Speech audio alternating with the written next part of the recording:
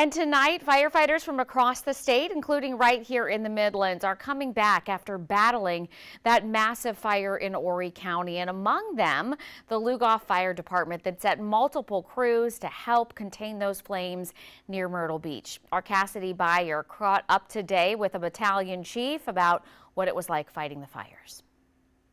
When the call for help came in, the Lugoff Fire Department did not hesitate.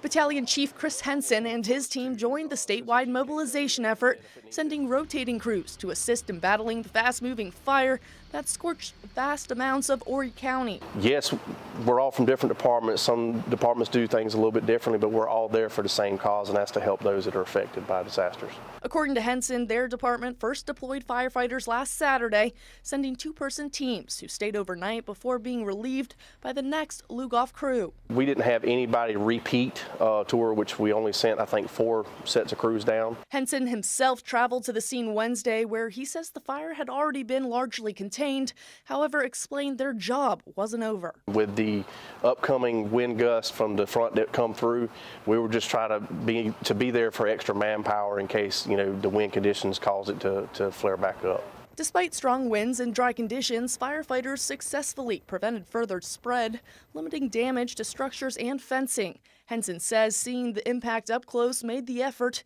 even more meaningful. My heart goes out to the county because, anything detrimental like that, you just kind of feel for the people, because the job that we do, we're here for those people. So anytime, we see any disaster like that, we just kind of feel for them.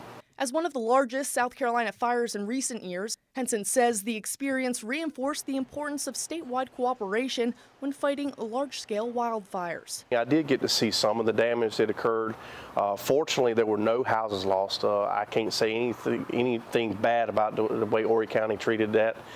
They did a phenomenal job protecting those structures. Cassidy Byer, News 19, WLTX.